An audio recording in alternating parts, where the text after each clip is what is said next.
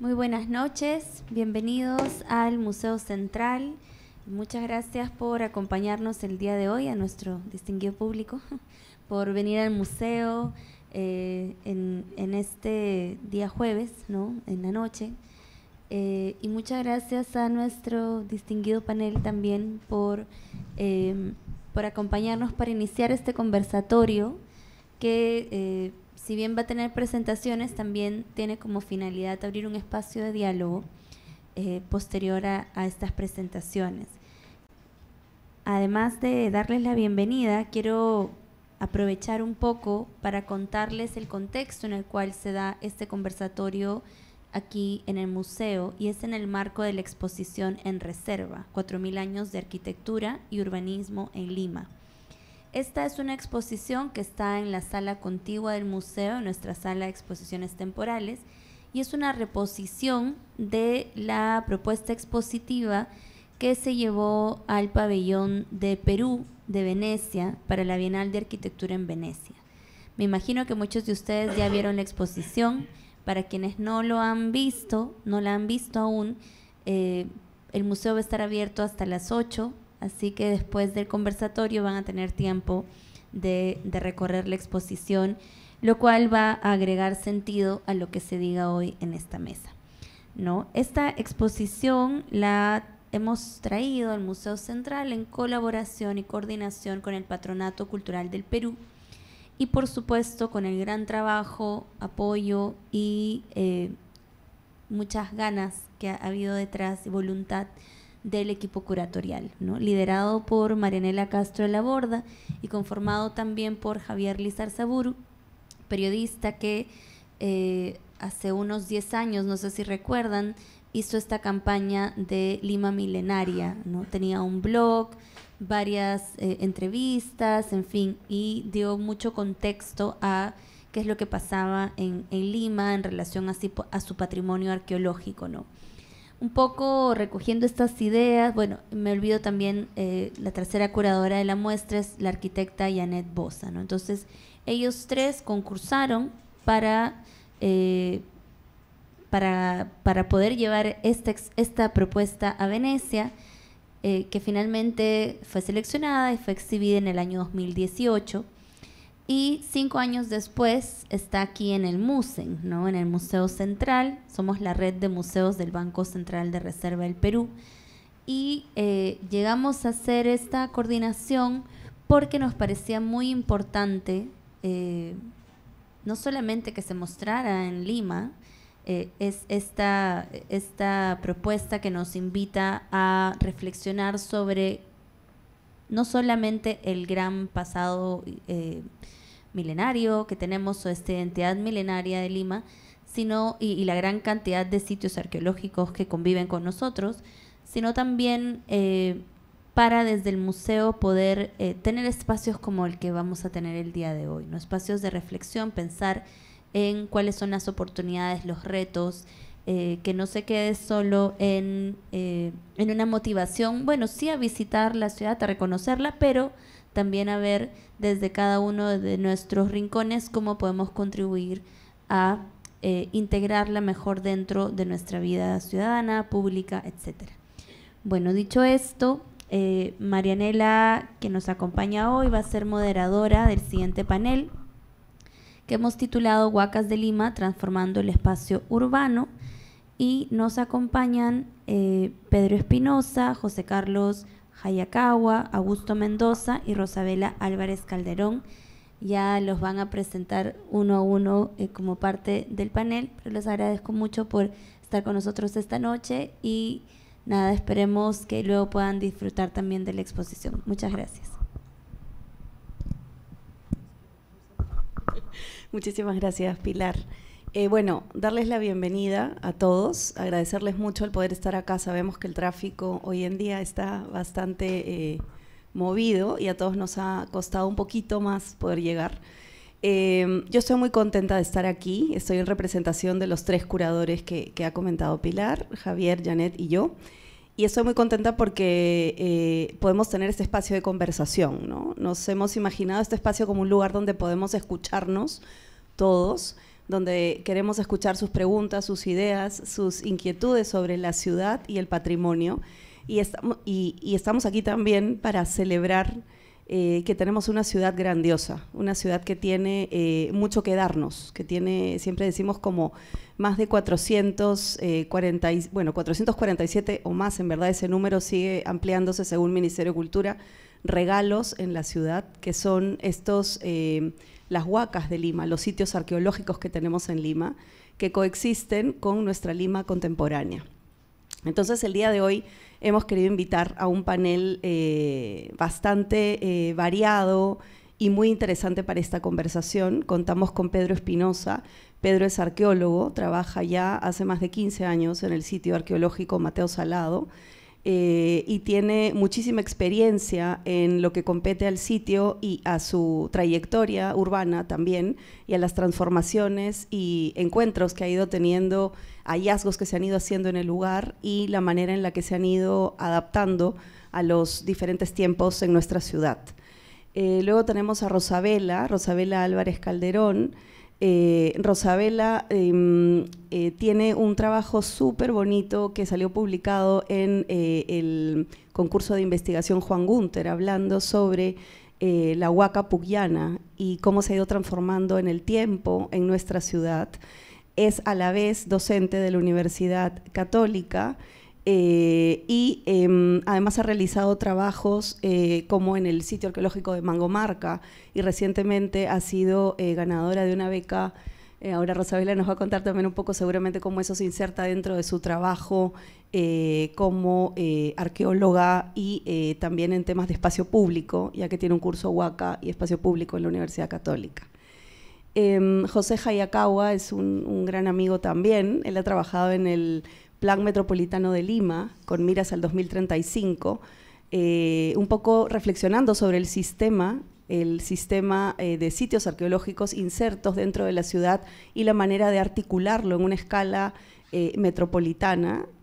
A la vez es docente de la Universidad Nacional de Ingeniería y dirige un proyecto editorial con la revista Devenir. Y finalmente Augusto Mendoza es actualmente director del Instituto Metropolitano de Planificación de Lima. Augusto tiene un trabajo súper importante en temas de planificación, desarrollo urbano, propuestas urbanas, y está hoy día también aquí para poder conversar con él acerca de cómo se proyecta, cómo se planifica una ciudad que tiene tremenda herencia. Y yo estoy aquí para facilitar la conversación y estoy muy contenta de estar con ustedes. Así que nada, sin más, le doy paso. Vamos a ir en el orden que estamos sentados. Cada uno de nuestros panelistas tiene un máximo de 10 minutos para, a través de su experiencia, llevarnos por esta historia de la ciudad y el patrimonio, y después tendremos las preguntas de todos ustedes. Muchísimas gracias.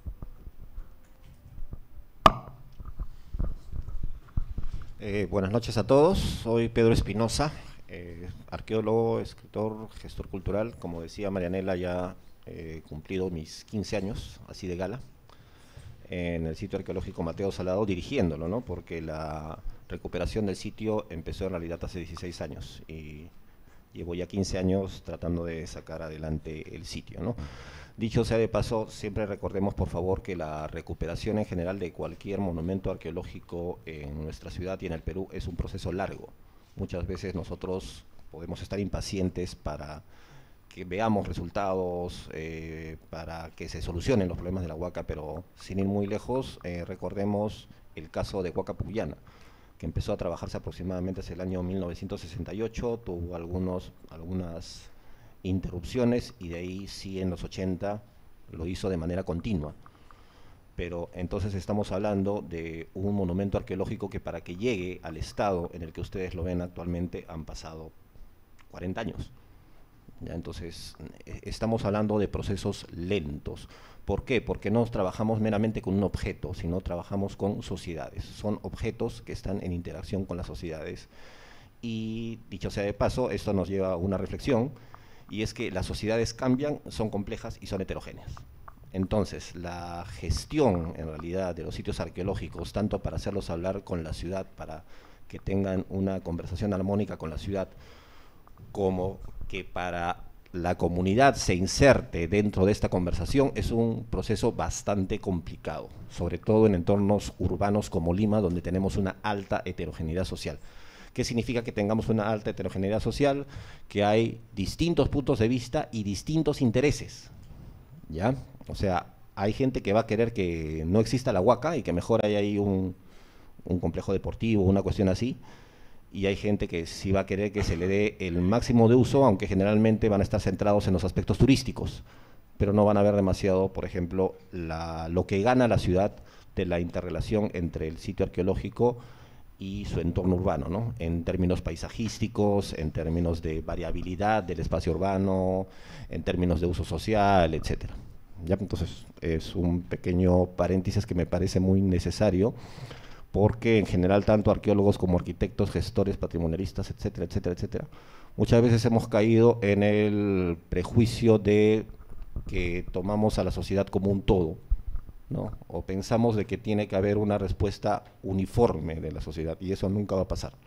Entonces los procesos en general de recuperación de los sitios arqueológicos son muy complicados por esta heterogeneidad de actores, y encima súmenle ustedes que tenemos desde actores sociales civiles, tenemos empresa privada, tenemos el Estado, entonces es muy altamente complejo este proceso.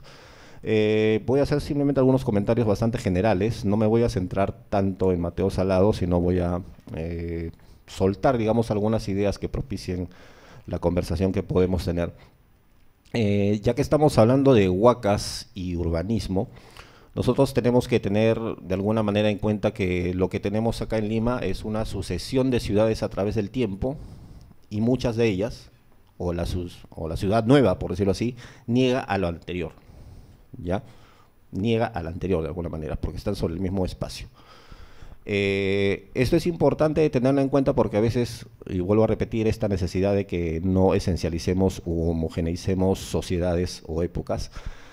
Se puede hablar que incluso en tiempos prehispánicos hay alteración de patrimonio arqueológico, entre comillas, ¿no? Nosotros podemos ir al caso de Maranga, por ejemplo, el complejo arqueológico de Maranga, y ustedes van a ver que mucha de la arquitectura Ichma ha recortado Huacas Lima, o ha reutilizado mucha de la arquitectura Lima en sus propios rellenos, ¿no? ¿Significa eso, por lo tanto, de que eran huaqueros y punto? No, nuevamente tenemos que ver cada caso en su complejidad, porque si bien es cierto que pueden haber algunas huacas que son parcialmente reutilizadas o semidestruidas por sociedades como las Ichma, también es cierto que se da un fenómeno en paralelo muy interesante, que nosotros hemos estado también investigando desde Mateo Salado, y es que los Ichma empiezan a sacralizar huacas más antiguas, sobre todo en tiempos Ichma Inca e inicios de la colonia. ¿Por qué se empiezan a sacralizar huacas más antiguas? Lo que nosotros habíamos notado, bueno, lo sabemos todos los arqueólogos, es que del intermedio tardío al horizonte tardío hay un fuerte cambio a nivel de patrones funerarios. Entonces, si bien algunas huacas ya desde el intermedio tardío son reutilizadas como cementerio, en el horizonte tardío e inicios de la época colonial este uso es sumamente intensivo, de tal manera de que cualquier arqueólogo que excave en una huaca, con toda seguridad que va a encontrar algún entierro Ichma Inca o colonial temprano, ¿no? Eso, nuestra hipótesis, está publicado, por si acaso, ¿no? Es que es parte de todo este proceso de catástrofe demográfica andina. Es decir, la gente está muriendo por todas las epidemias que hay en ese momento. Entonces, esto también está en un artículo nuestro, que sacamos hace 2 años. Lo que está pasando es que se están sacralizando huacas para volverlas cementerio, y además para tener más divinidades, por decirlo así, que apoyen en los momentos de crisis, lo cual es algo bastante lógico en la mayoría de las sociedades, ¿no? Cuando hay momentos sumamente fuertes de crisis, los cultos religiosos se revitalizan, ¿no? Porque se está buscando soluciones a la crisis. Entonces eso parece estar ocurriendo también en tiempos prehispánicos tardíos. Por lo tanto, en el caso de los Ichma, por ejemplo, pueden haber destrucciones parciales de huacas más antiguas, pero también sacralizaciones de otras. ¿Se dan cuenta? O sea, allí también tenemos una diversidad de usos del urbanismo más antiguo o previo a determinada sociedad. Entonces estamos viendo una variabilidad también en el uso del patrimonio más antiguo. ¿Qué tenemos luego? Si nosotros vamos a través del tiempo, lo que vamos a ver lógicamente es que conforme avancemos con los siglos, estos usos y estas superposiciones se tienden a complejizar, ¿no?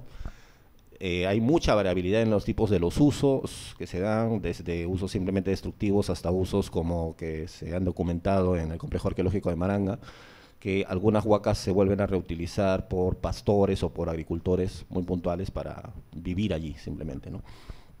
Entonces, lo que tenemos es, a lo largo del tiempo, esta intensificación de los usos de una ciudad que se superpone a la otra, pero también que se va complejizando, ¿no?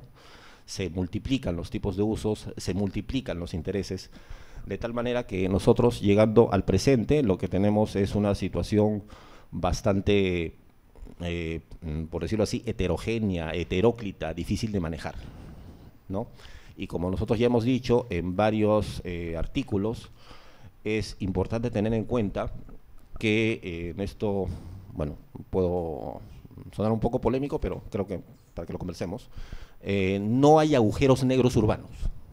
No hay agujeros negros urbanos, las huacas no son agujeros negros urbanos, no hay heterotopías, no hay lugares vacíos. ¿Por qué? Porque dentro de toda esta trama de usos que llega hasta el presente, no hay huaca que no esté teniendo alguna forma de uso. Como les digo a mis alumnos, así esté loco calato ahí en la huaca, ¿no? Ese es un tipo de uso. Así sea un basural, ese es un tipo de uso, está cumpliendo una función social, está siendo el basurero del barrio. Entonces, vienen distintos problemas cuando yo simplemente entro y quiero arreglar la situación, ¿no? ¿Qué pasa, por ejemplo, si una huaca, esto también le digo mucho a mis alumnos y está publicado también,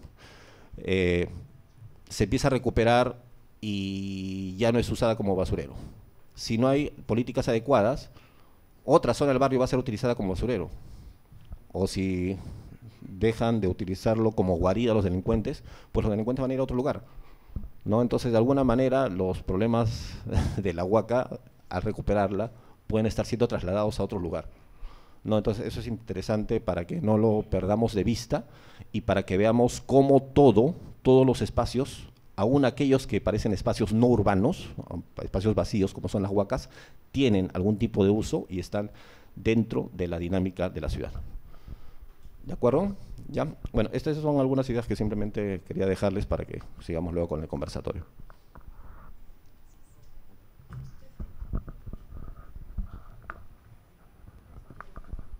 Buenos días.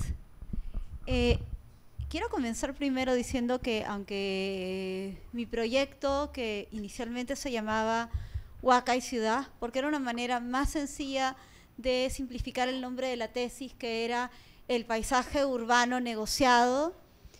La idea de la ciudad negociada sigue siendo un título de un libro que todavía no se ha escrito. La idea de decir la forma de la ciudad de Lima fue negociada, es una negociación de valores, de personas, de agendas, de actores con diferentes ideas, que luego se convirtió en el proyecto Activa la Huaca, y actualmente un proyecto más basado en Maranga, que es el proyecto Huaca Fest, el Festival de las Huacas, que actualmente la versión actual que estoy desarrollando es combinar el tema de accesibilidad con el tema de patrimonio.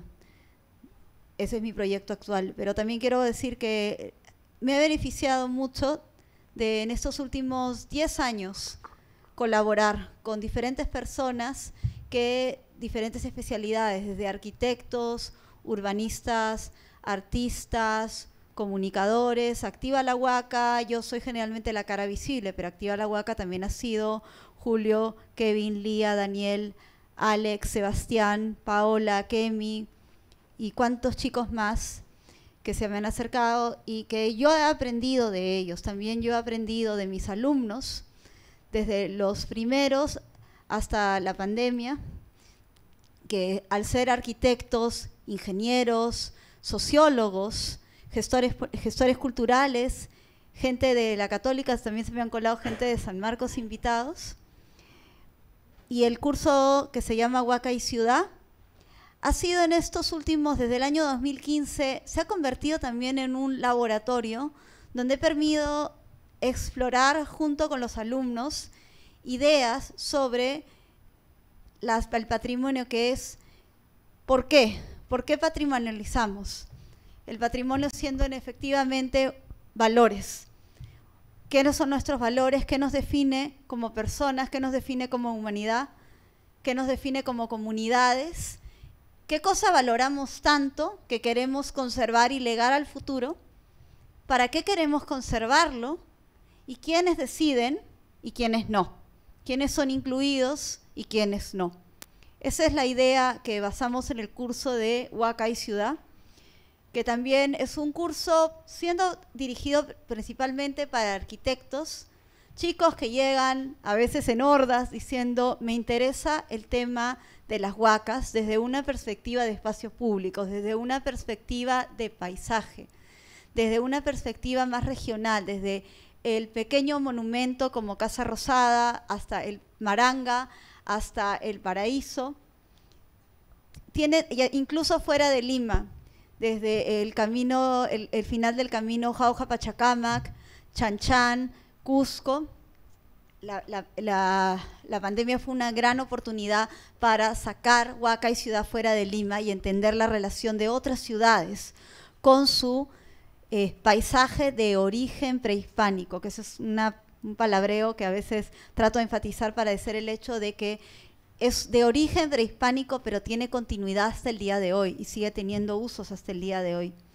En el curso también tocamos temas desde el año 2022, estamos tocando el tema de la lectura del paisaje urbano, siguiendo principios derivados de los estudios de los paisajes culturales, la arquitectura de paisaje, el estudio de las ruinas, todo tipo de ruinas, ruinas modernas, ruinas urbanas, ruinas industriales, ruinas antiguas, que para mí, mucha gente no sé qué pensará de eso, están en un espectro de valor, porque en todos sentidos son edificios, son paisajes que ya no tienen su uso original, probablemente ya no se les da mantenimiento y han adquirido otros valores y otra valoración, en muchos casos precisamente por el tema asociado de nostalgia, de melancolía, de lo sublime, de los fantasmas, pero cuando uno explora los temas, también la ruina es causada en muchos casos por injusticia, por negligencia, hasta por violencia. Si una huaca, como yo les digo, es un lugar que es considerado como negativo, no es por una condición natural, ha sido por decisiones que la gente ha tomado. Vemos el tema de memoria, de los valores del lugar, y finalmente pensamos en cómo intervenimos. A partir del curso de Huaca y Ciudad, que lo he dictado a alumnos de pregrado de manera externa, lo dictamos en el año 2021 como parte de la Bienal de Arquitectura de Lima, que justamente Marianela participó como una de las jefes de equipo, porque fue una bienal internacional donde gente de otros países participó en equipos para ver cómo podríamos intervenir diferentes huacas de Lima.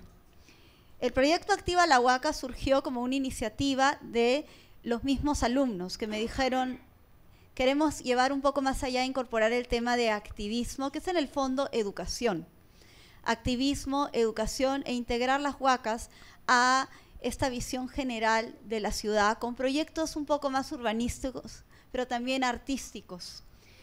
El tema del patrimonio de origen prehispánico fue una oportunidad para tocar otros temas urbanos, desde la vulnerabilidad y el peligro urbano, que lo hicimos en un proyecto que se llamaba el dinosauriómetro urbano, que usábamos dinosaurios para hablar de una manera más lúdica de los problemas de peligro, de miedo, de vulnerabilidad, de riesgo, generados en muchos casos por las huacas. Por ejemplo, la ironía de que los muros ciegos y las rejas que creamos con la intención auténtica de proteger a las huacas terminan creando peligrosidad afuera de las huacas. Sobre todo la avenida Ribagüero, que divide la Universidad Católica y el complejo arqueológico Maranja, el Parque de las Leyendas, se forma una avenida donde los carros van a altísima velocidad y donde la gente muchas veces ni se entera que está el Parque de las Leyendas con 52 sitios arqueológicos.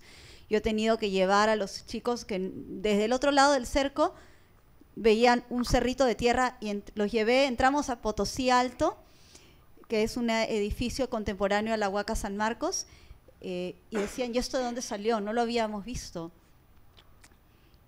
Y el proyecto Huacafest comenzó con una idea de centrarnos, tomar las ideas de Activa la Huaca, que era de generar curiosidad e interés por la historia de los paisajes culturales urbanos, por la historia del patrimonio y los valores que genera el patrimonio, siempre cuál es su motivación para querer conservar y qué valor tiene este lugar para ti.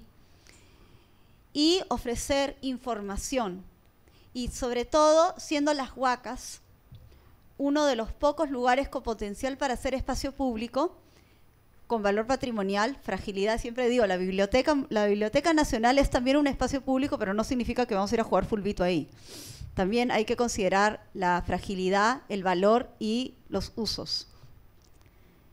En una ciudad donde tenemos tan pocos espacios públicos, están distribuidos de manera desigual, el acceso es restringido, las Huacas también podrían ser una potencial. Eso lo vimos, por ejemplo, durante la pandemia, donde tanta gente, en otras partes del mundo los parques eran el principal punto de alivio y aquí los parques estaban cerrados, al igual que las Huacas.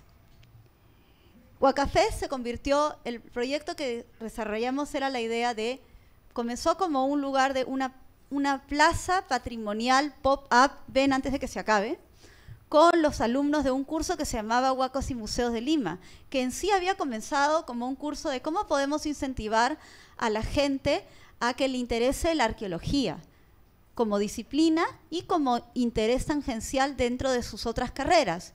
Y yo salí con la idea, obvio, los llevas. No les vas a mostrar fotos, tienes que llevarlos y tienen que caminar el sitio, experimentar el sitio, sentir el viento, trepar y ver el mar y las otras huacas vecinas, ver el paisaje, entender por qué se construyó esto acá, entender, tocar la materialidad, tratar de entenderlo como arquitectura, como espacio. Ese curso que lo dicté durante 17, 18, 19, 3 años. Un año tuvimos la idea de que como trabajo final, ese curso, dicho sea de paso, el 90% del tiempo lo pasamos fuera del salón de clases. La pobre universidad no entendía eso de que no pasábamos tiempo en el campus, los llevaba a pasear por todo Lima y veíamos huacas, museos, pero también otros elementos del paisaje urbano, como la caminata de los parques de Lima, que le decía que tiene esto que ver con lo prehispánico. Los parques son alimentados por la red de canales prehispánicos. Por eso es que, por ejemplo, los parques, entonces hay en Jesús María, Santa Beatriz, muchas veces los alimentan la red de canales que fue creada de la época prehispánica, o también tratando de identificar caminos, restos de caminos prehispánicos, la red del Capañán. Con Huacafest queríamos hacer un encuentro de caminos, conversar sobre la ironía de que en el punto donde es nuestro Tincuy de la Católica, donde la vía principal, el Tontódromo, donde todos caminan, se encuentran con el Camino Inca, que es musealizado, un espacio que a pesar de su valor, para la mayoría de la gente es un muro ciego. Que muchas veces el interés y la curiosidad de la gente por entrar, en vez de ser incentivada, con afán de proteger, se ve disminuida, porque no hay confianza de que la gente pueda cuidar este espacio. Se creó una plaza que duró un día donde todos los alumnos contribuyeron.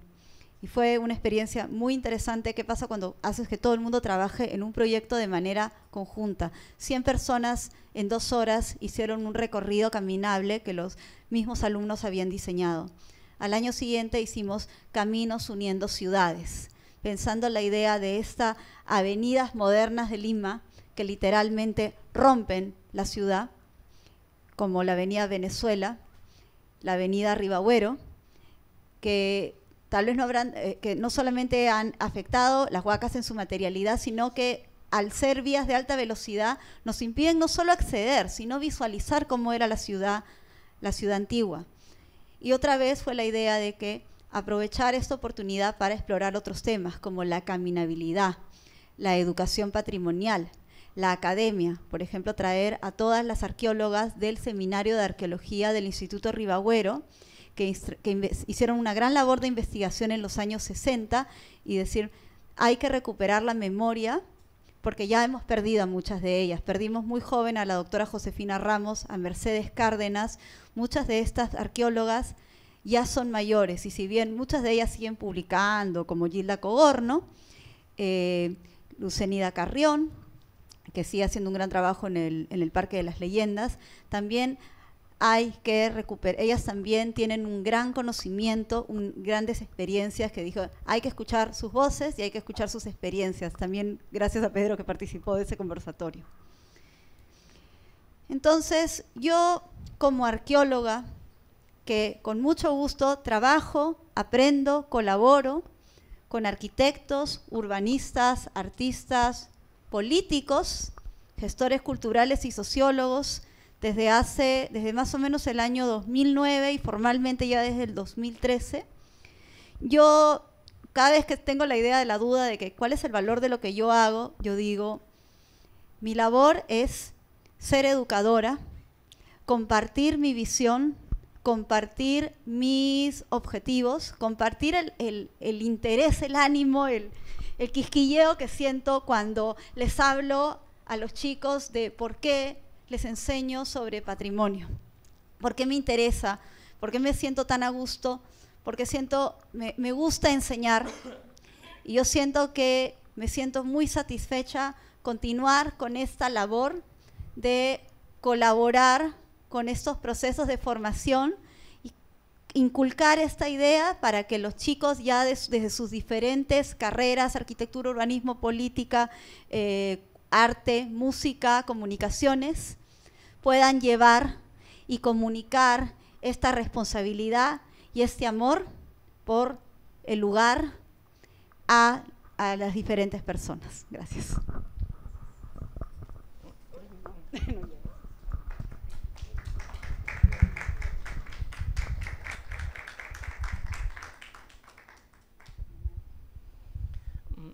Buenas noches. En primer lugar, quería agradecer a los organizadores por esta oportunidad de conversar sobre un tema que nos parece relevante. Para mí es difícil no comenzar reflexionando sobre el punto en el cual estamos, ¿no? Estamos a un día de un plantón nacional sobre una modificación, una iniciativa legislativa que nos preocupa a todos y que muchas instituciones, gremios, espacios académicos, instituciones, estamos intentando ir ante lo que parece inevitable, ¿no? Y este conversatorio es una oportunidad justamente para tomar el pulso al respecto. En ese sentido, cuando los organizadores me invitaron, querían que desarrolle algo de la experiencia que tuvimos en el Plan 2035, ¿no? El Plan de Desarrollo Metropolitano de Lima del 2035. Y claro, a ver, estamos en el 2023, a 10 años de inicio del Plan 2035, que inicia el 2013 y termina el 2014,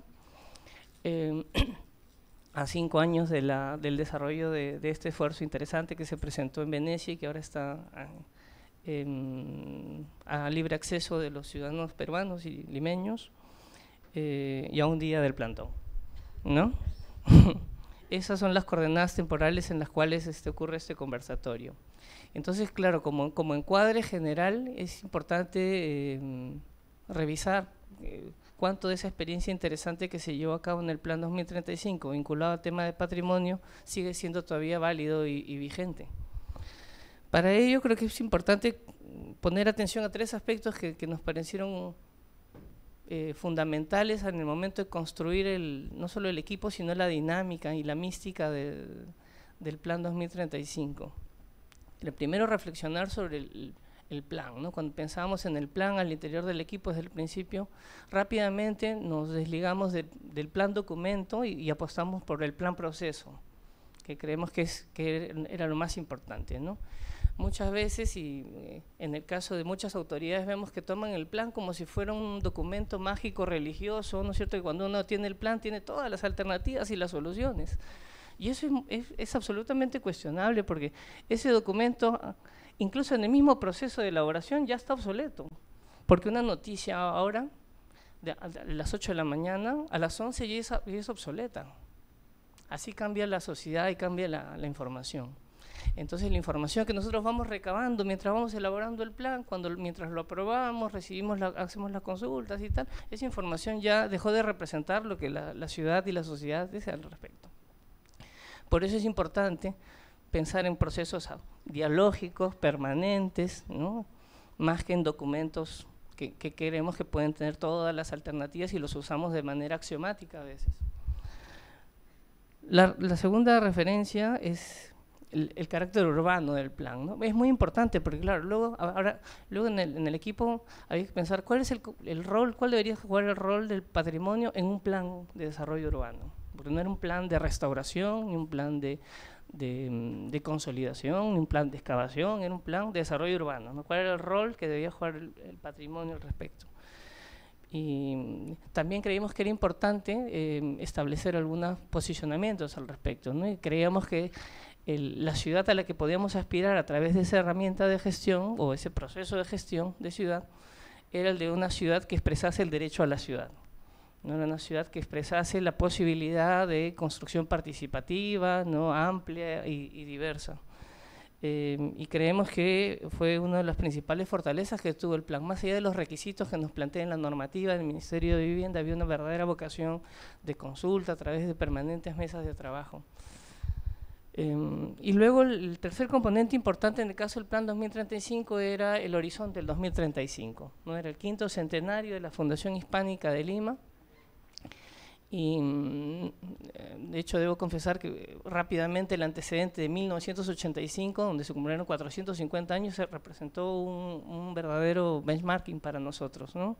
Entonces, claro, recordábamos los trabajos bueno, en ese momento gobernaba Alfonso Barrantes Lingán y se produjeron hitos importantes, ¿no? Por ejemplo, el tema del monumento de Tablichusco, ¿no? Como una representación material y lítica de este vecino de la ciudad, el libro Lima Prehispánica, Santiago Burto Calvo, y antes creo que el inventario de Roger y Rabines, que todos ocurrieron justamente en ese mismo momento y tenían exactamente la misma intención, ¿no? Celebrar los 450 años de Fundación Hispánica de Lima, recordando la Lima prehispánica, la Lima anterior a esa situación, ¿no?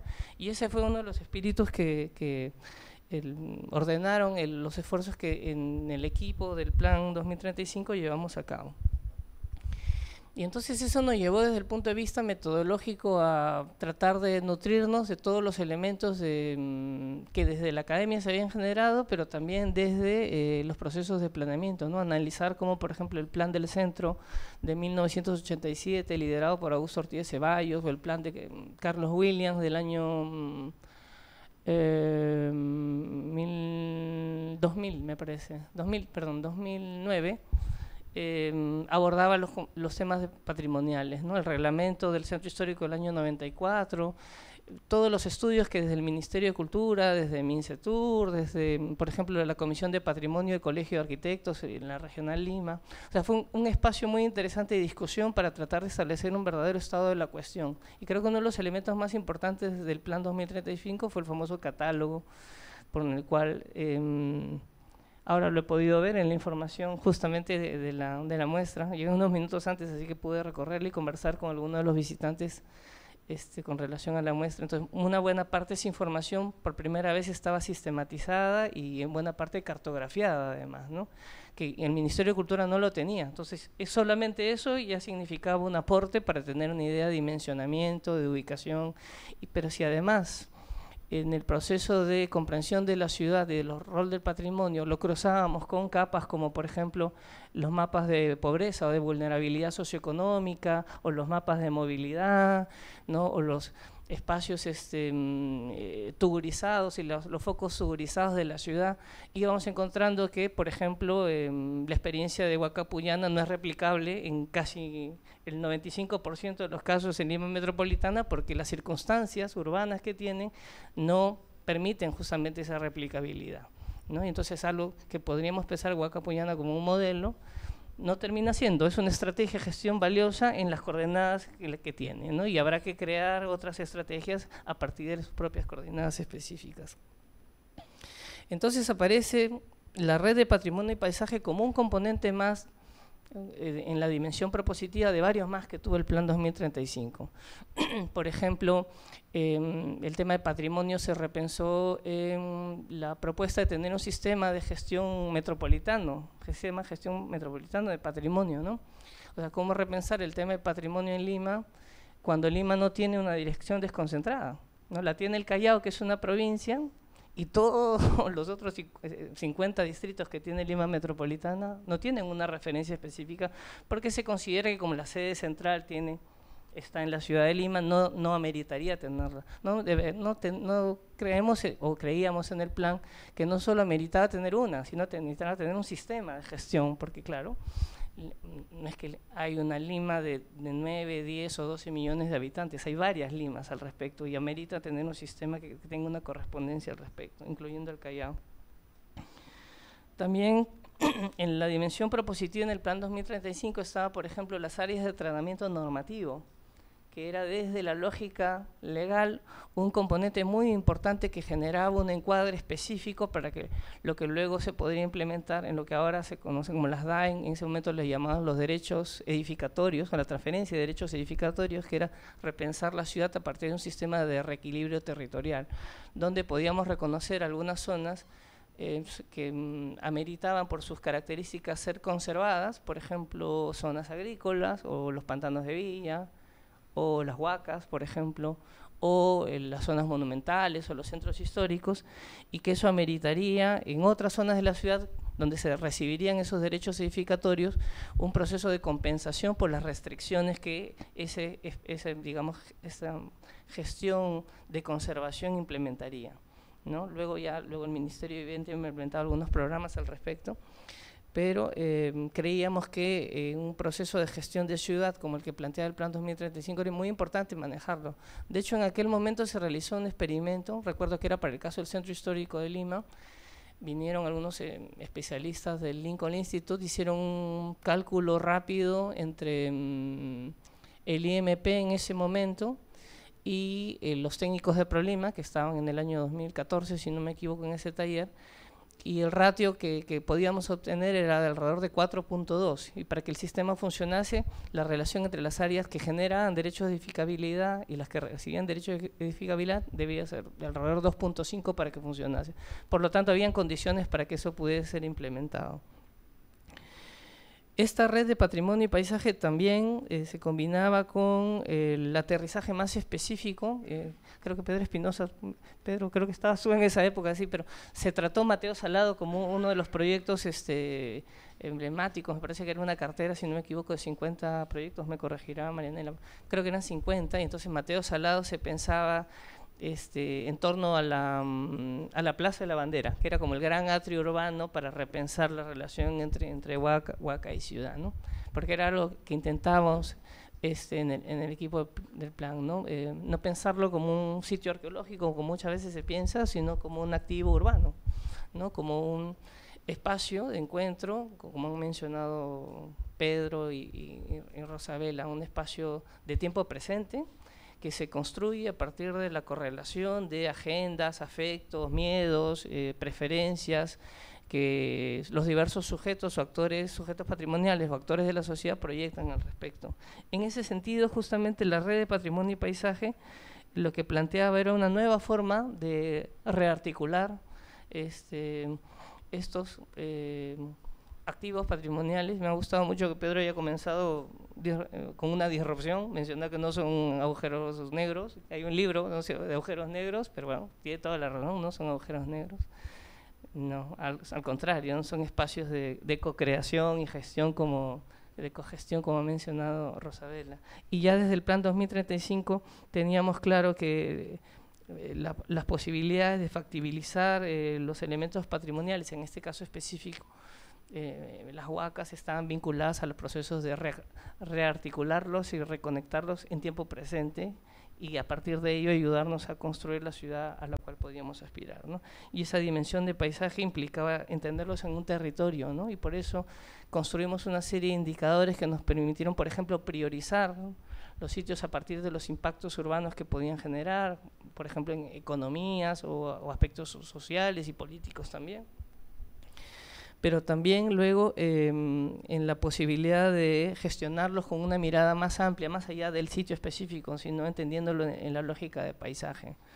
De hecho, uno de los tipos que propusimos en la red era de los corredores culturales, o por ejemplo en el mini equipo de espacios públicos que lideraba Marianela, me parece que se planteaban el espacio, el parque cultural o parque Huaca, me parece, ¿no? Donde justamente la Huaca adquiría esta dimensión de parque, digamos, ¿no? Y había una correlación en términos más positivos, ¿no?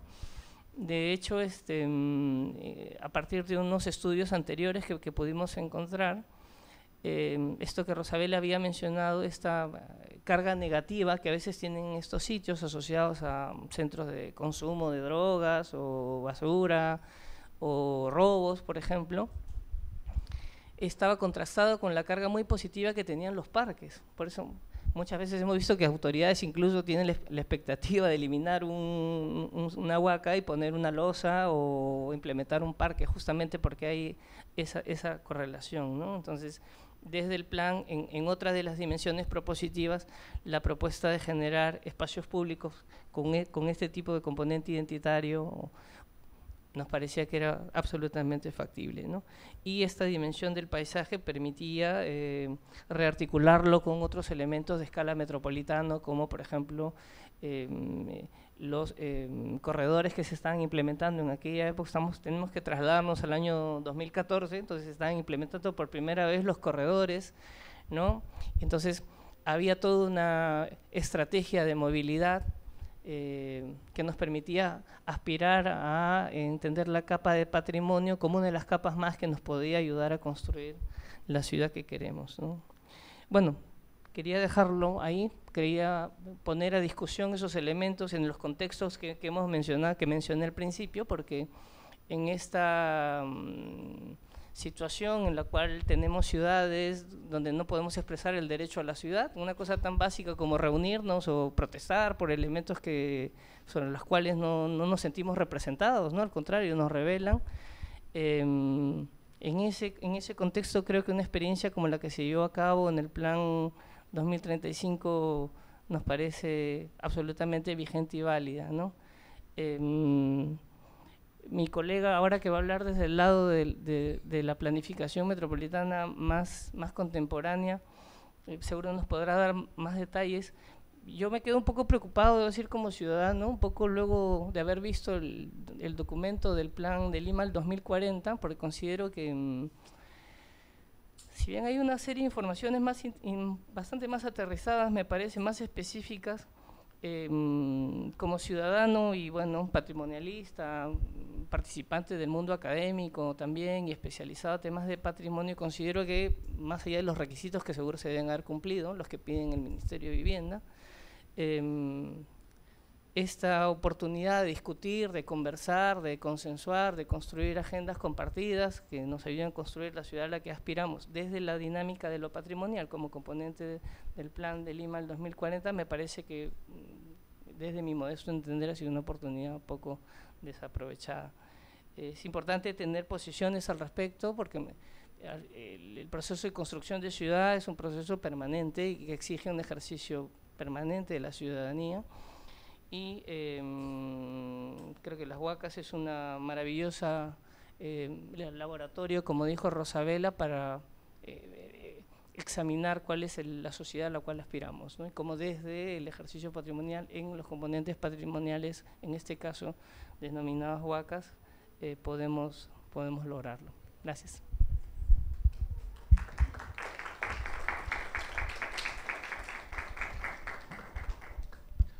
Muchísimas gracias a los organizadores por la invitación. Como ya lo expresó Marianela, mi nombre es Augusto Mendoza, soy el director ejecutivo del Instituto Metropolitano de Planificación y justamente, como acaba de decirlo José Carlos, estamos inmersos en un proceso de formulación de los planes urbanos, los planes de desarrollo urbano. Antes que nada quisiera agradecer la compañía en este panel, realmente ha sido muy ilustrativo las tres ponencias anteriores y permítanme agregar un poco desde la técnica de la planificación urbana. Quisiera partir esta exposición en tres partes. La primera parte, ¿cuál es el sentido, cuál es la traza histórica de la ocupación del territorio. En una segunda parte, cómo lo estamos viendo ahora, cómo tenemos ahora la relación entre patrimonio y ciudad. Y una tercera, ya más aterrizada en términos de planificación urbana, ¿qué instrumentos tenemos ahora para trabajar con el patrimonio y mantenerlo en valor? La ciudad, el territorio que ahora es la metrópoli de Lima, está ocupado desde hace muchas centurias. Y como bien ha dicho Pedro, han habido civilizaciones una detrás de otra.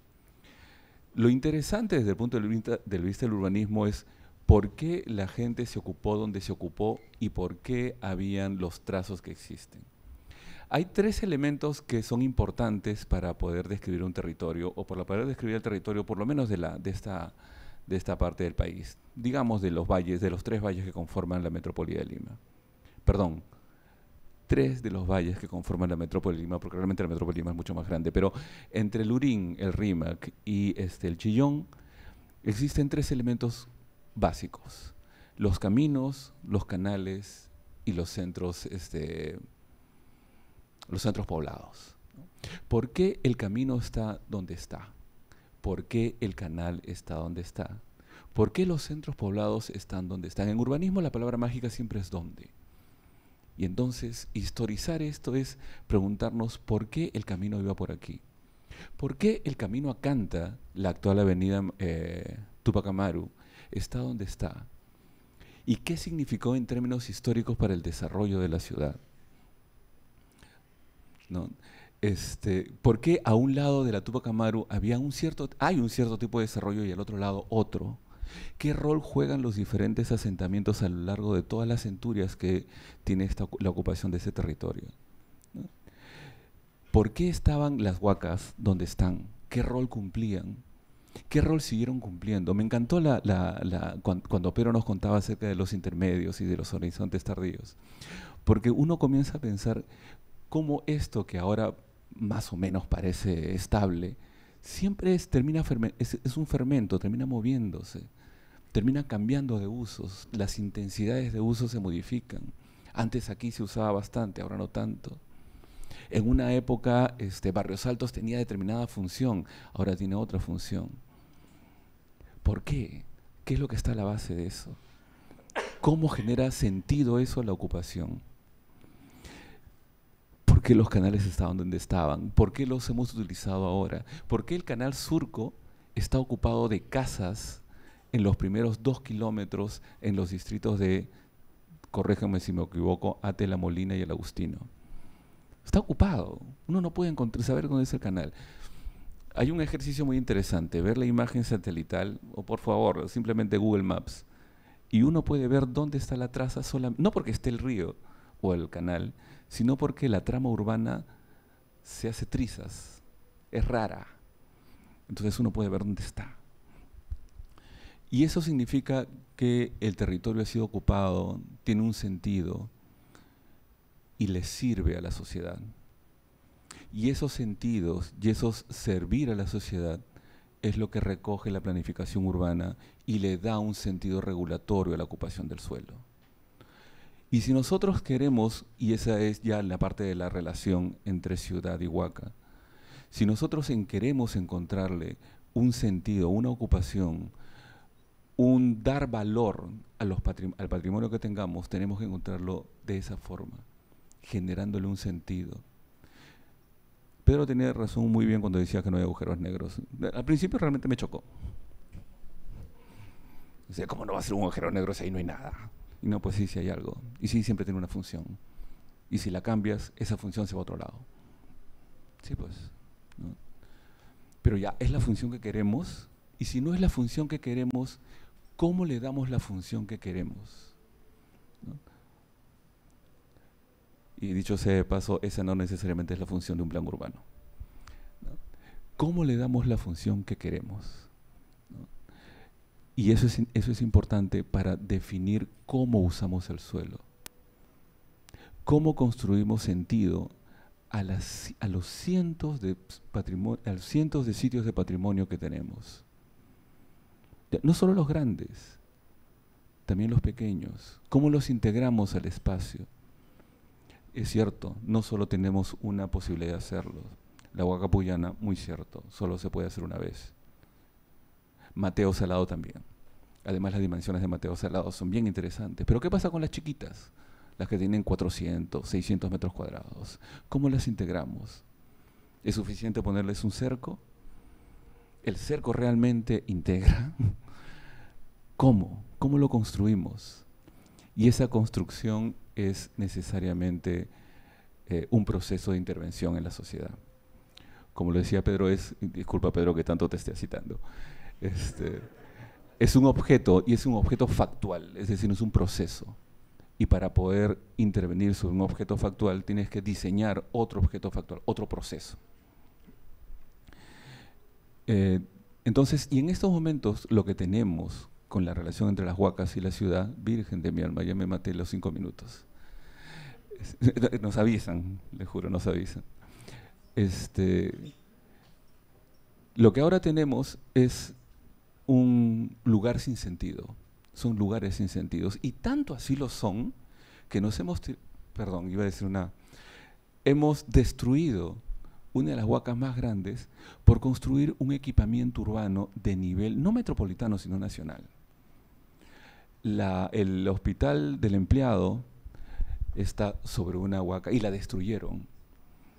O sea, era una huaca enorme. Y imagínense el tamaño de la huaca para que ahí es el predio donde estaba la huaca, que no me acuerdo cómo se llama. La huaca de la universidad. Se destruyó para poner ahí el equipamiento urbano. Entonces la pregunta viene a ser, ¿cuál es el sentido que ese espacio de suelo, que ese suelo va a tener para la ciudad? Y eso hay que hacerlo. Tiene que haber una interacción, la gente tiene que sentirlo útil, si no, tírate, es un pedazo de tierra, no sirve para nada. Pon un hospital, lo necesitamos. No sé, seguramente, no sé. Permítanme hacer otra cosa más. Al costado de esa huaca estaba el bosque de Matamula, que literalmente era un bosque urbano. ¿Okay? Hicimos, y digo hicimos porque entre los urbanistas y los pobladores de la ciudad lo hicimos, la avenida Salaberry, que partió en dos el bosque Matamula. Y lo partió en dos porque la gente necesitó que lo hicieran. He conversado con señoras de mucha edad y me decían que una mujer no podía acercarse al Matamula después de las 5 de la tarde. No podía, porque era muy peligroso. Entonces el el bosque Matamula, con las capacidades que tenía de generación de servicios ambientales, era un peligro para la ciudad por la inseguridad que generaba. Entonces no es ver el objeto por simplemente lo que es o lo que la teoría me dice que es encontrarle qué sentido tiene dentro de la sociedad y construirlo. Y de eso también se tratan los planes, y en este caso el plan urbano, ¿no? Entonces el plan urbano, al final de cuentas, y lamentablemente, si quieren decirlo, solamente indica cómo debe ser el uso y ocupación del suelo. Y establece condiciones de gestión para el uso y ocupación del suelo. El valor patrimonial tiene su propio plan sectorial, que conversan, por supuesto, pero es otra cosa. No metamos, y eso es algo que hemos hecho muchas veces, tratar de que el plan de desarrollo urbano sea el plan de desarrollo integral, que no lo es. Porque el objeto regulatorio del plan urbano es el suelo, cómo lo usamos y cómo lo ocupamos. Y permítanme entrar entonces a la tercera parte, antes de que me pongan un minuto, el aviso de un minuto. Y entonces, si el plan urbano maneja suelo, ¿cómo hacemos para que el plan urbano ayude a generar sentido y a establecer que las huacas entren en valor?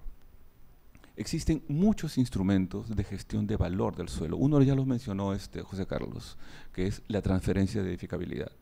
Pero existen muchos más. ¿Okay? Algunos que incluso pueden aprovechar la diferencial de valor del alrededor de la huaca para generar fideicomisos para poner en valor la huaca. ¿Por qué? Porque al final de cuentas, si usted tiene al frente de su casa una huaca puesta en valor, su predio vale más. ¿Y por qué? Si tu predio va a valer más, tú no puedes aportar. Eso sí puede estar en el plan urbano.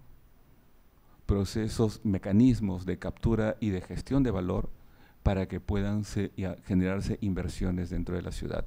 No solo en servicios, que ya está definido para eso, sino también para recuperación de patrimonio, o transferencia, o reajustes de suelo, ¿no? Existen muchas, ahora sí me salió el letrero un minuto, existen muchas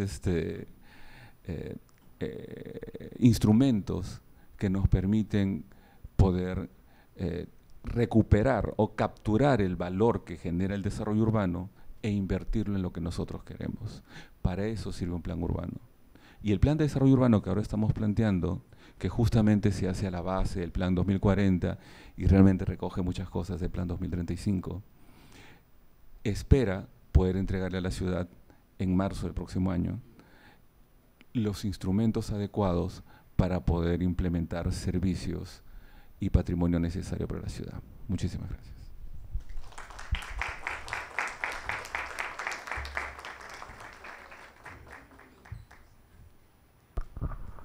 Gracias. Colita. Listo, muy bien. Bueno, muchísimas gracias a nuestros 4 panelistas. Creo que nos han dejado muchísimas reflexiones. Yo he estado aquí recogiendo muchas de ellas.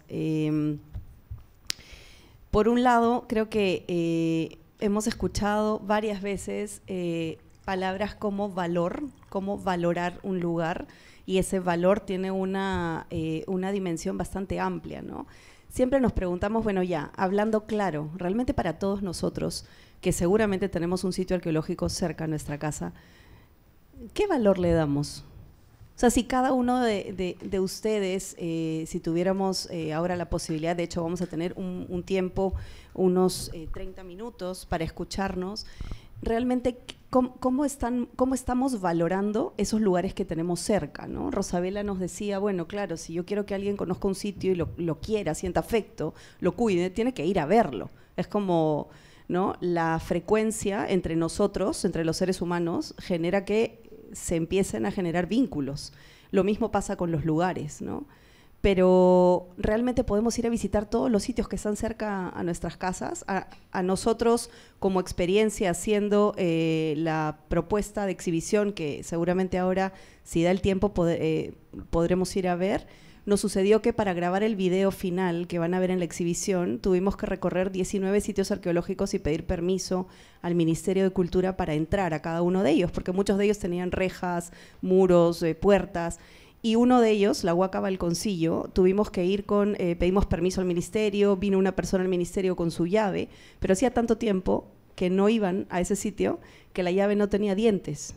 O sea, era una llave, era un palito, y no se habían dado cuenta, aparentemente, porque llegó el señor, realmente parecía como comedia. El señor no podía abrir la puerta, el señor del ministerio, entonces tuvo que llamar a un vecino que custodia la llave, ¿no? A un vecino de los alrededores, que por suerte estaba tomando desayuno en su casa y tenía la llave, y nos pudo abrir la puerta. Al abrir la puerta se salió la hoja de la reja, porque hacía tanto tiempo que no la abrían que estaba oxidada. Tuvieron que venir otros vecinos a agarrar la hoja para que pudiéramos pasar. Y al entrar, algunos vecinos del barrio empezaron a salir porque llegamos con cámaras y íbamos a filmar un video, y 2 vecinas se ilusionaron muchísimo, y una salió y dijo, ¿qué están haciendo acá? ¿No? Bueno, vamos a grabar un video del sitio que se va a ver en Venecia, Italia. ¡Qué maravilla! O sea, que mi casa va a salir, sí, su casa va a salir un video. Que se va. Entonces les dio ilusión y empezaron a pensar cómo podían hacer para contribuirle al lugar. Podemos limpiarlo, podemos hacer una serie de cosas. Entonces, ¿cómo valoramos esos lugares, ¿no? Surgen un montón de preguntas que seguramente a cada uno de ustedes empiezan a dar vuelta por su cabeza. ¿Qué hacemos? Con solo abrir una puerta podemos empezar a pensar cómo le damos valor a un lugar. ¿Es nuestro? ¿Lo queremos? ¿Lo entendemos? Me gustaría abrir una primera reflexión e ir tocando hacia algunos temas que han ido saliendo, un poco en torno al valor. ¿Cómo hacemos realmente para que podamos todos sentir ese valor? ¿Cómo lo construimos? Y ese valor es también económico. Entonces, no sé, me gustaría escuchar un poco a los panelistas. Abro un poco con esta reflexión del valor y el sentido de los lugares, para luego dejar espacio a que ustedes también puedan hacer sus preguntas. seguir con esta conversación, darle algún sentido a esta conversación sobre cómo hoy en día aportamos o miramos ese valor que nos permite construir ciudad y patrimonio. No sé si sobre este aspecto quieran comenzar ustedes haciendo algún tipo de comentario.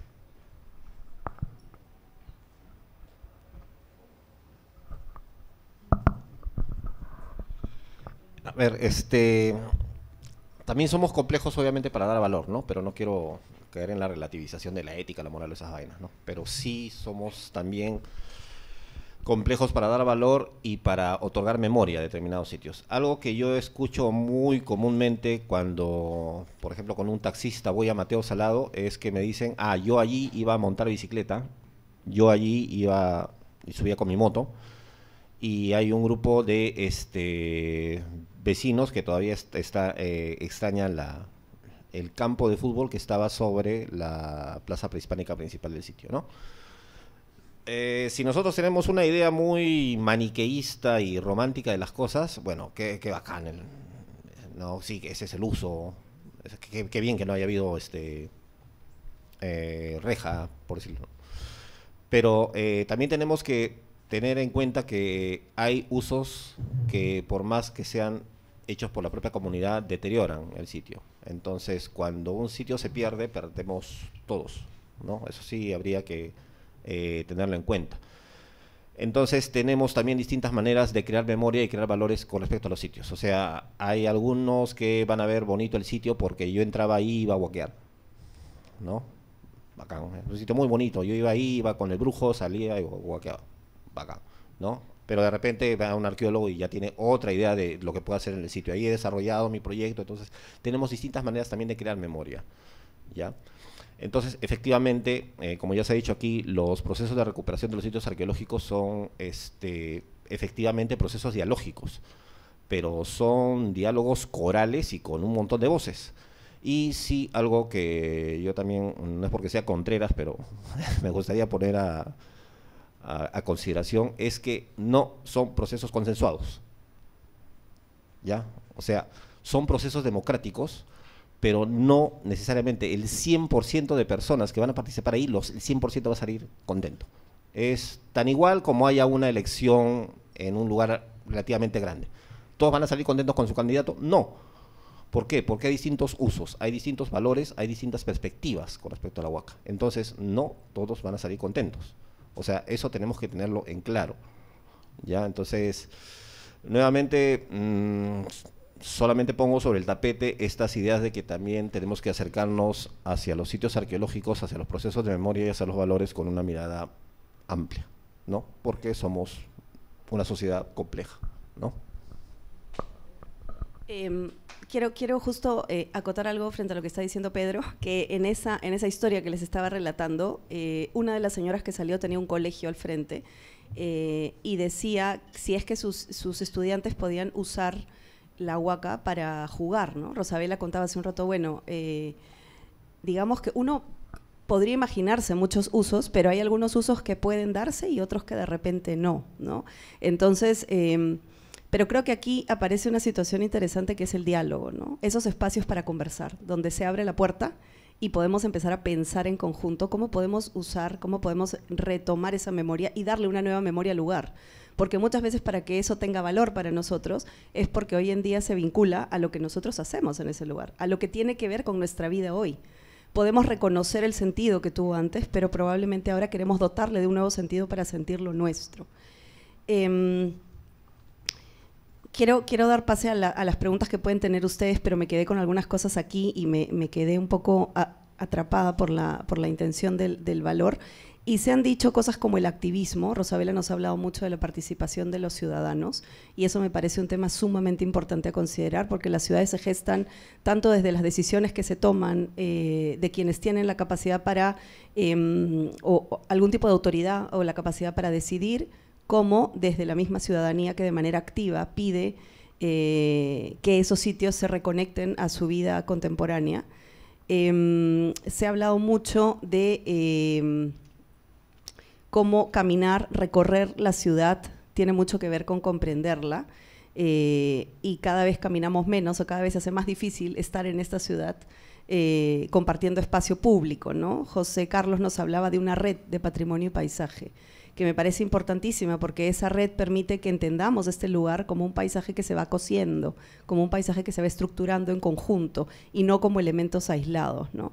Y me gustó mucho el término de activo urbano, porque el activo urbano suena como algo que realmente tiene ahora un valor para la ciudad, y no es solamente un elemento que está ahí porque nos habla de un tiempo, sino que ya encierra en sí mismo un valor. Me ha parecido muy importante que han salido temas de gestión, estrategias replicables o no, y maneras de utilizar el suelo. Aquí cuando hemos hecho la exhibición, cuando se inició la exhibición, un arquitecto que vino a la inauguración nos decía, ¿por qué las personas no pueden poner dinero, los vecinos, decía él, si se valorara el suelo del sitio arqueológico, si se viera cuánto vale ese suelo hoy día y cuánto valdría si es que el lugar mejora en cuanto a lo urbano? Ese suelo como precio va a aumentar. ¿Por qué los vecinos no pueden poner 1 sol, 2 soles, 5 soles para la mejora del entorno urbano y que cuando ese sitio valga más en precio de suelo, los vecinos cobren esa ganancia por haber sido partícipes de la mejora del lugar? Y eso también me dejó pensando si esos mecanismos son realmente una posibilidad en nuestras ciudades y cuánto sabemos los ciudadanos de cómo podemos intervenir en la ciudad. No sé si les ha pasado, a nosotros, digo, bueno, al gremio de arquitectos del cual formo parte, muchas veces uno empieza a pensar, oye, podemos mejorar este lugar, podemos intervenir este lugar, hablemos con los ciudadanos que se relacionan, con los vecinos, con quienes pasan tiempo en este sitio, pero luego, ¿cuál es el camino para transformar la ciudad y hacerla mejor, desde nuestro lado, desde nuestra mirada ciudadana? Esos caminos tampoco están muy claros y los ciudadanos tampoco sabemos muy bien cómo empujar a esta mejora de ciudad con esta correlación sitio arqueológico, memoria, valor, sentido y ciudad. Bueno, esas son las reflexiones que me han interesado muchísimo ahora que los he escuchado a los 4. Y creo que estamos en un buen momento para poder abrir preguntas con el público y seguir con la conversación. Así que adelante.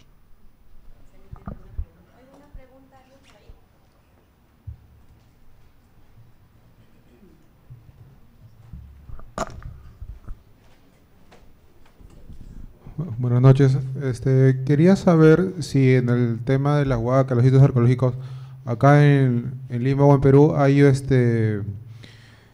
una propuesta como de gerenciar con la empresa privada un tema turístico, integrar, ¿no? Algo así como que, por decir, una huaca que sea un entorno turístico y que a esa empresa que está invirtiendo, ¿no?, en investigación, en darle mantenimiento, darle otra huaca para que puedan también sacar un provecho turístico, ¿no?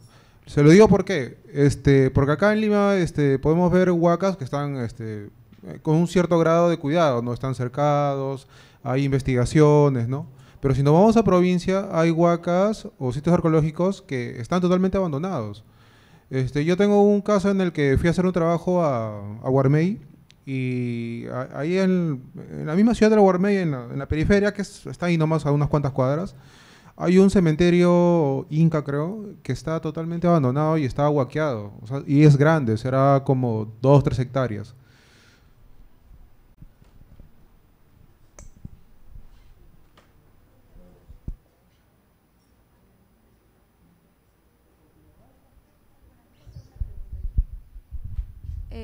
Quiero hacer una respuesta veloz. El tema del turismo es muy atractivo, pero tiene un problema y lo vimos durante la pandemia. La pandemia fue muy buena para la conservación de muchos sitios arqueológicos porque obviamente menos visitantes, menos desgaste. Pero también con la pandemia no hubo turismo. Y debemos de pensar cuántas personas habrán pensado si la huaca no puede ser visitada, si la huaca no puede tener función turística, entonces, ¿qué uso tenía durante la pandemia? Entonces, por eso yo creo que el turismo, o más que turismo, permitir visitantes, las visitas, porque yo también considero, bueno, los ejércitos de ómnibuses escolares que llegan con todos los niños, que a veces les toca un buen guía, a veces no. Si tienen suerte les toca un excelente guía y ahí creas el germen de futuros arqueologuitos o patrimonialistas. Pero también el visitante regular, el turista internacional, el turista que viene de provincias, el turista nacional. Yo más que turismo a veces pienso en visitar el sitio, porque la pandemia demostró qué pasaba con las huacas cuando no las podían visitar. Muchas de ellas tuvieron un respiro necesario, ya, pero también significa que en muchos casos no hubo tanta supervisión, no hubo tanta vigilancia, estaban cerradas. Yo me pregunto cuántas de estos sitios que podrían haber sido aprovechados durante este periodo de encierro. Ya, la gente estaba encerrada, a veces nos olvidamos que la vulnerabilidad aumentó porque mucha gente, los afortunados teníamos acceso a un parque, teníamos un acceso a la playa. Yo decía que la gente más afortunada era la que vivía, por ejemplo, en residenciales o en quintas donde al menos tenías un espacio compartido. Pero ¿cuánta gente vivía hacinada? No tenía ni siquiera el descanso de un sitio arqueológico. ¿Cuánta gente vivía, por ejemplo, al costado de un sitio arqueológico grande? Por ejemplo, a mí me contaron que eso pasó en un sitio como Huaycán y ni siquiera, pero el sitio estaba cerrado a ellos, no podía recibir visitas, pero no estaba para ellos. Entonces, yo creo que sí, el turismo es importante, pero tenemos que pensar en usos más allá, pensando en el, porque generalmente pensamos en el turista internacional y en los grupos de colegio, pero no pensamos en el vecino. No pensamos en los vecinos de todas las edades que viven ahí. No pensamos en el vecino que tiene la oportunidad de visitar la Huaca regularmente porque está al costado. Y como yo estoy comenzando a ver ahora y algunos proyectos se han comenzado a hacer, ni hablar del vecino, el adulto mayor, la persona en silla de ruedas, la persona que no ve. Se han hecho algunos proyectos como la iniciativa de Huaycán de Cieneguilla de hacer un recorrido para personas con limitaciones visuales. Pero ¿para cuánta gente dirá, ya la visité, ¿para qué voy a ir de nuevo? Entonces, también ese es el problema del turismo. Por ejemplo, yo soy una cosa rara, he ido a Mateo Salado cuántas millones de veces y nunca me aburro de ir de nuevo, ¿ya? Pero también el problema con el turismo es que estamos pensando en el turista internacional que la va a visitar una vez y no estamos pensando en el vecino que puede ir a visitarla una vez al mes, todas las semanas, varias veces al año. Si la pregunta iba por el lado más bien económico, de financiamiento, yo no conozco en Lima un caso como el que plantea. Tal vez lo más cercano a eso me parece que es Guantinamarca, que era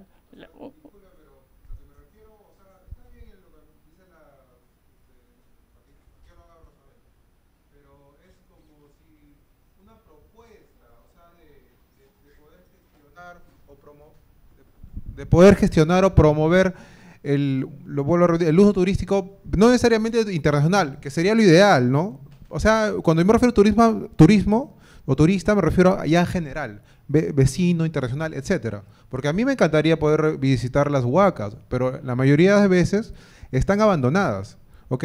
No hay un intento político, tal vez de un alcalde de Lima, del Ministerio de Cultura, de hacer lo que estoy explicando, ¿no? O sea, de hacerlo explotarlo económicamente, como ustedes me están indicando, ¿no? Hacer sacarle ese provecho a las huacas, ¿no? Porque son un sitio arqueológico tan igual como Machu Picchu, y Lima tiene esa ventaja. Tiene cuántas huacas, la verdad, la cantidad de huacas en Lima para mí es impresionante, o sea, no es poca cosa. Bueno, para terminar nada más le decía que en el caso de Guantinamarca entiendo que una operación inmobiliaria toma la huaca no como un impedimento. Era la huaca que estaba en la Feria del Hogar antes, ¿no? Creo. Sí. Exactamente, eso. Entonces entiendo yo que parte de la inversión inmobiliaria pasó por prospección, consolidación, etcétera, señalética y tal, ¿no? Me parece que lo más cercano a lo que dice usted, pero creo que no es exactamente lo que dice usted. Pero una acotación nada más, las categorías están bien definidas, ¿no? Lo que es un turista, lo que es un visitante y tal, me parece que las está mezclando. Sí, exactamente. Sí, yo para acotar algo también. Primero, no perdamos de vista que no todas las huacas son turisteables. No todas pueden ser convertidas en recurso turístico. Número 2, para convertir una huaca en recurso turístico tiene que haber una inversión fuerte. Y generalmente no es ahí donde entra el empresario. El empresario entra cuando ya la huaca está recuperada y él, por lo tanto, puede invertir para recuperar su inversión. Todavía nos falta mucho desarrollar mecanismos legales para propiciar la inversión privada. Hubo algunos primeros intentos y también fueron malinterpretados a veces por algunos ciudadanos, porque pensaban que era regalar las huacas a la inversión privada, y no necesariamente es así. No necesariamente es así. La inversión privada definitivamente se necesita, pero no es tampoco que vamos a tener imagínate, tenemos 550 sitios arqueológicos en Lima, vamos a tener 550 sitios turistiables y 550 sitios donde entra la empresa privada, no. Entonces, por eso tenemos que tener en cuenta de que, si bien algunos sitios tienen que pasar por un proceso de trabajo para ser turistiables, los sitios arqueológicos en general tienen múltiples tipos de usos. O sea, también pueden ser, por ejemplo, aulas de educación no formal, pueden ser lugares para arte, para actividades, muchos tipos de uso, ¿no?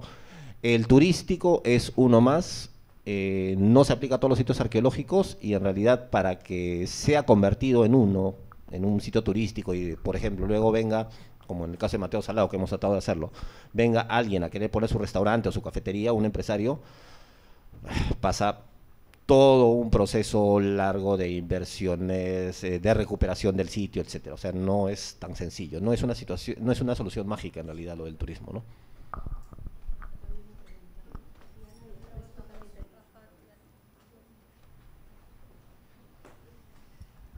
Sí, buenas noches, gracias. Interesante toda la conversa. Yo, bueno, conozco gente en muchas partes de Lima y vecinos, ¿no? Gente que se dedican a un montón de cosas, y me sorprende que a veces hay uno que es, no sé, médico o es un periodista y tiene un grupito de sus vecinos que cuidan una huaca, ¿no? Que es admirable y es bonito, ¿no? Pero yo pregunto y entiendo la posición de que no todo puede ser turistable porque se necesita dinero y todo, pero yo digo, no sé, el Ministerio de Cultura, o sea, porque esto tiene que venir de arriba también, ¿no? Porque implica un montón de cosas, ¿no? Legales, conocimiento, cuidado, no sé, no sé qué hace el ministerio.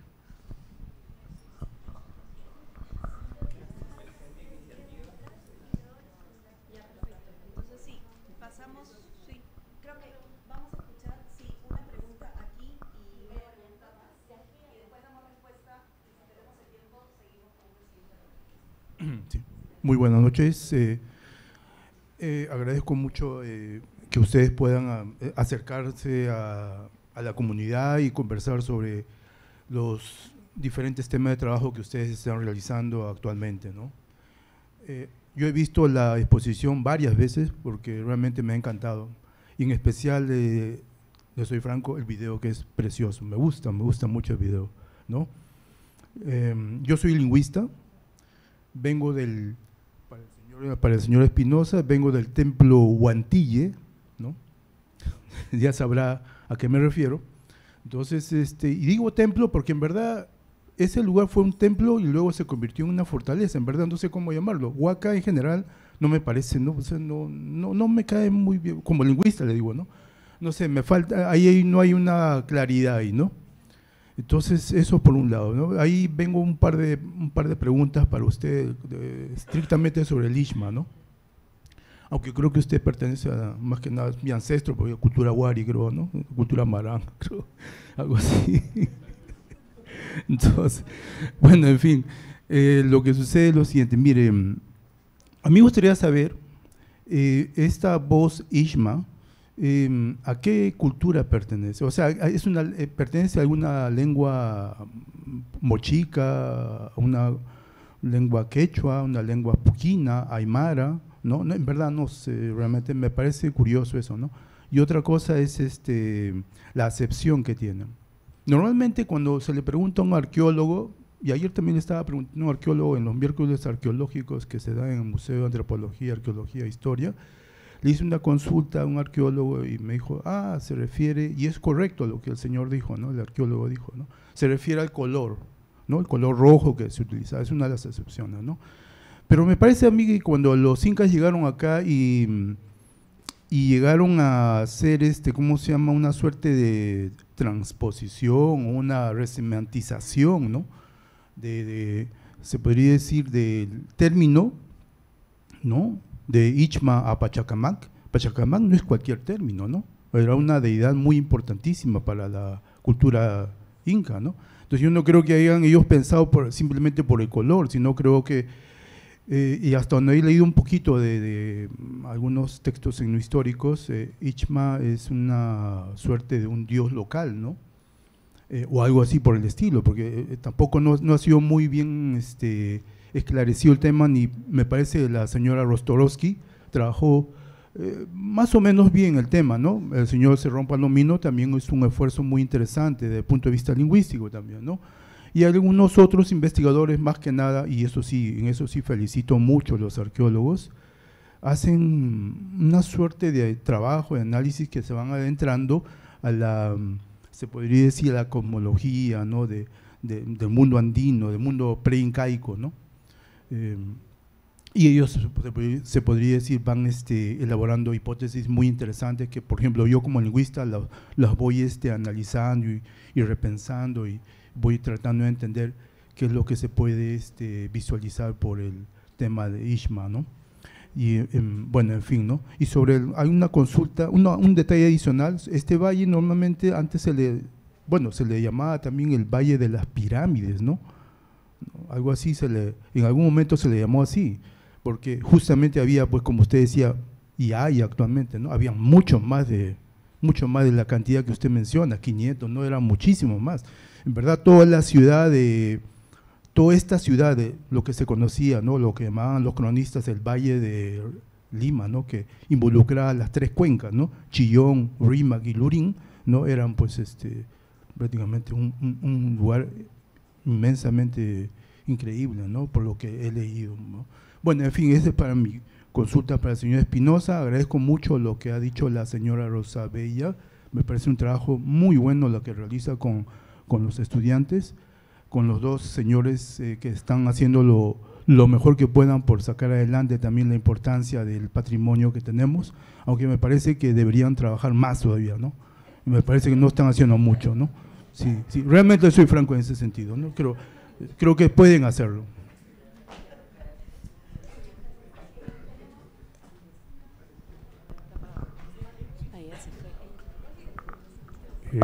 Buenas noches. Mi pregunta básicamente es cómo el fenómeno de la gentrificación representa un desafío para la recuperación de sitios arqueológicos. Sé que hay otras preguntas por aquí, pero vamos a dar respuesta a las 3 preguntas que se han hecho, por favor, y después, según el tiempo, seguimos avanzando.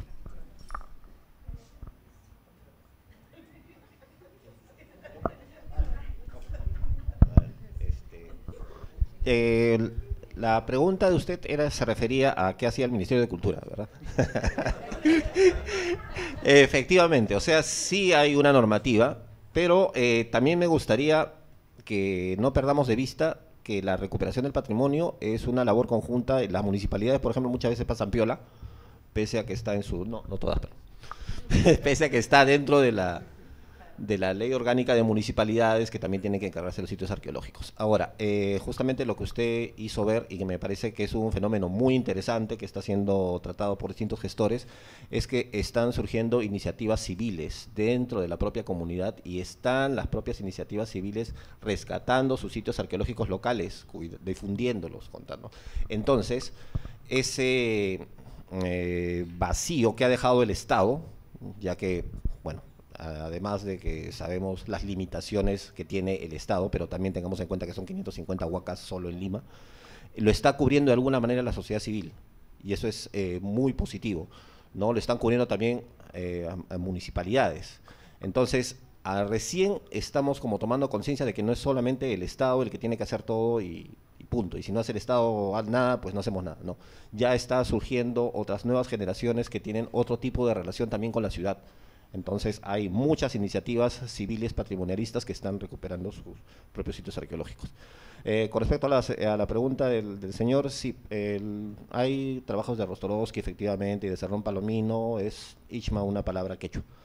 No, efectivamente, tiene que ver con el color, Berbellón, hay bastante bibliografía al respecto, ¿no? Guantille, dicho sea de paso, efectivamente, lo que queda de Guantille, porque era un complejo arqueológico de 5 pirámides, y solamente queda la pirámide principal recortada, muy probablemente esa pirámide haya sido efectivamente un templo, ¿no? Porque es lo común entre los Ichma de esa zona.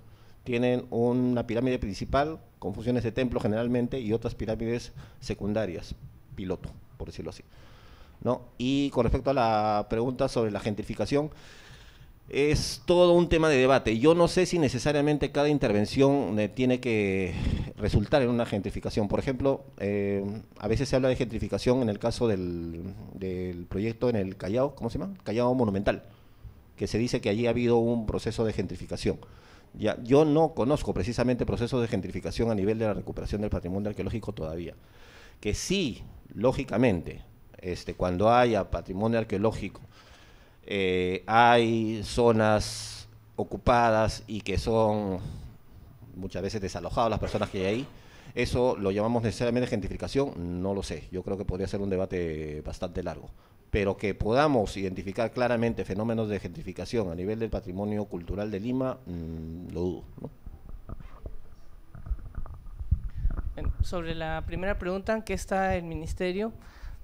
Pues bueno, lo que ha dicho Pedro es muy valioso y heroico, pero claro, no es que hay una política, es valioso, claramente valioso, pero no es que haya una política nacional que aliente procesos de co-creación y cogestión, o sea, se van dando espontáneamente y con mucho mérito, y debería haber muchas más, pero tendríamos que tener una actitud y una política en todos los niveles de gobierno para alentar procesos de co-creación y cogestión, ¿no?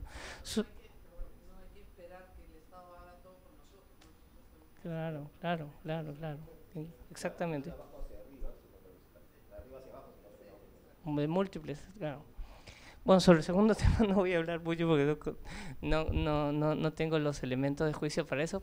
Y sobre el tercer tema de gentrificación, mire, yo no conozco ningún estudio serio al respecto. Sí, me parece que es un estudio que habría que plantearlo. Como ciudadano, como observador de algunos años que conozco de Pucllana, sé que han habido cambios, ¿no?, en los usos.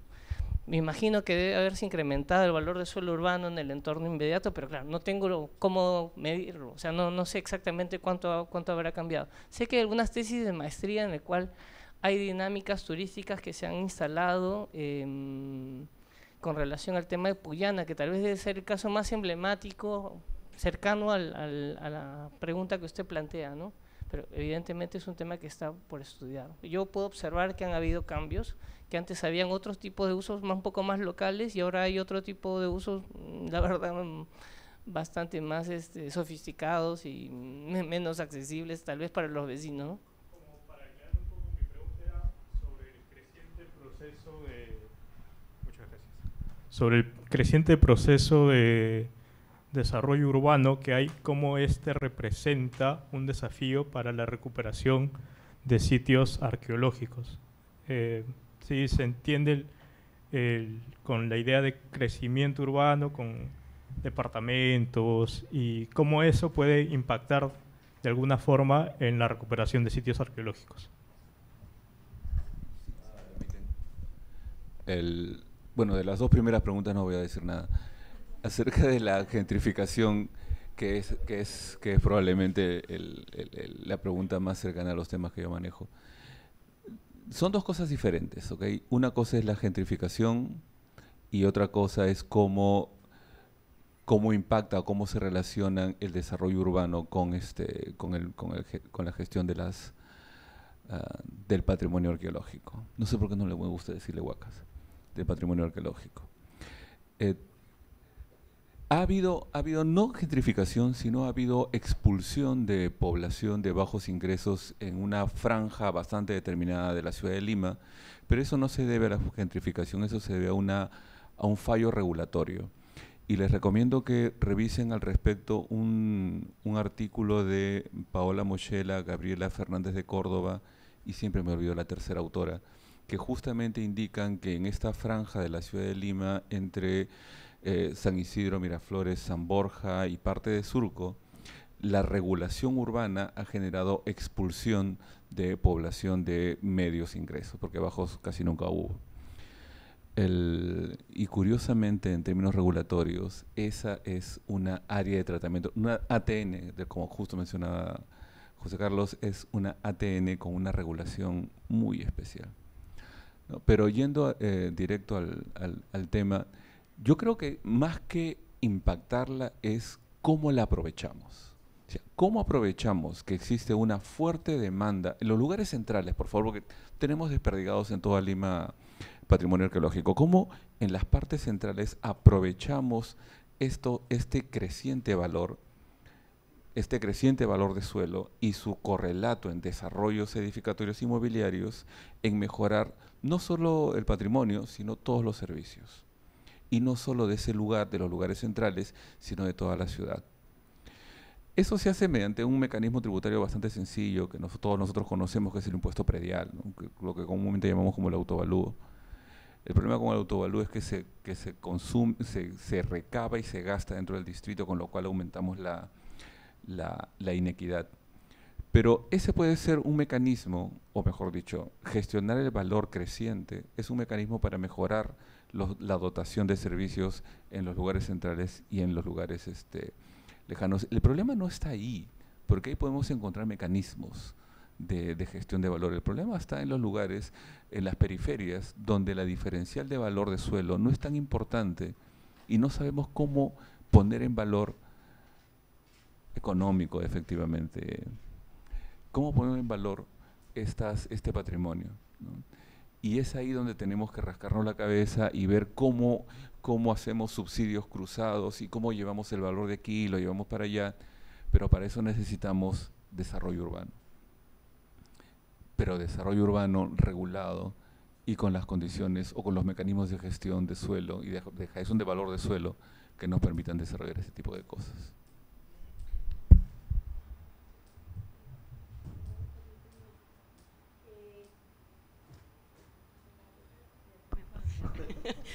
Gracias. Sé que todavía hay algunas manos levantadas y hay un par de preguntas más que se han quedado ahí, 3 creo, pero vamos a tener un tiempo de coffee break ahorita. El museo cierra a las 8 y yo sé que la conversación ha estado interesantísima y que quisieran seguir hablando. Yo misma me quiero quedar todavía 2 horas más aquí, pero vamos a tener un tiempo para tomar café, comer algo y ahí podemos seguir con la conversación en una manera un poquito más distendida. Yo solamente quiero agradecer muchísimo a todos ustedes por haber venido acá. Creo que han surgido muy buenas ideas. Quería solamente rescatar que hemos estado hablando mucho de la posibilidad que tenemos como ciudadanos de intervenir la ciudad y me ha parecido sumamente interesante esta necesidad que existe de tener una política que aliente estos procesos de co-creación y cogestión que se ha mencionado. Yo creo que sería valiosísimo si del Ministerio de Cultura y las municipalidades o del mismo IMP surgiera algún tipo de, no sé si llamarlo manual, no sé si llamarlo guía, proceso consensuado, en donde todos pudiéramos saber qué rol podemos jugar en el mejoramiento de las ciudades y el patrimonio arqueológico que tenemos. Nada, solamente queda cerrar, agradecer a los panelistas por su tiempo y sus palabras y gracias.